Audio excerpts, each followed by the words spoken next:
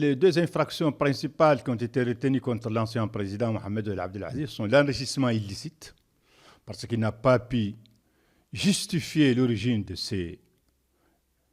sa fortune, comme l'exige l'article 16 de la Convention de la loi portant lutte contre la gabegie, tel que consacré par la Convention internationale contre la corruption. Et aussi pour le blanchiment d'argent. Ce sont deux infractions extrêmement importantes pour lesquelles il a été condamné à la peine d'emprisonnement et à des amendes et à des dédommagements de la partie civile. La leçon qu'on peut tirer de cela, c'est la protection de la chose publique, qui désormais est consacrée en Mauritanie. Ce sera une leçon aussi bien pour la Mauritanie que pour tous les pays de la sous-région, parce que pour la première fois, un ancien président répond de ces faits extra sa mission régalienne telle que définie par la Constitution. Moi, je pense que, je le répète une deuxième fois, que les biens appartiennent au peuple mauritanien. Ni le président, ni quelqu'un d'autre n'a le droit de... Aziz n'était pas le seul. Je débute par dire que je suis très étonné que les deux premiers ministres aient été acquittés. Et je m'étonne plus que le bras droit d'Aziz, qui est l'ex-ministre des Finances et compagnie, sont libres. Et d'ailleurs, sont des ministres aujourd'hui.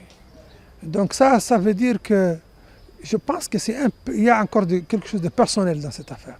Nous, en tant que Transparency International, nous partons d'un seul principe, qui est la réglementation en Mauritanie. La Constitution dit que tout fonctionnaire d'État n'a pas le droit d'exercer autre fonction que la fonction de l'État. Ce qui veut dire qu'il n'a de revenus que son salaire. Alors, avoir tout ce monde-là avec tous ces milliards, qui le salaire pendant 10 ans est aussi inférieur à leur voiture avec lesquelles ils circulent, leur TX. Alors là, je me pose encore la... Donc nous avons besoin d'une justice, nous avons besoin d'une loi applicable uniquement que la loi. Je dis que ce procès, je le vois ainsi.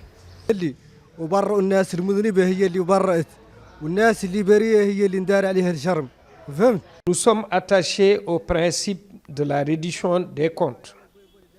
Cependant, le verdict de ce lundi 4 décembre 2023 soulève des interrogations, de nombreuses interrogations. En effet, le fait de condamner l'ancien président de la République à 5 ans de prison en écartant la responsabilité des autres acteurs, Premier ministre et ministre de l'époque, renvoie à un exercice dénué du souci de bonne gouvernance. Cela aboutit à une décision bancale, discriminatoire.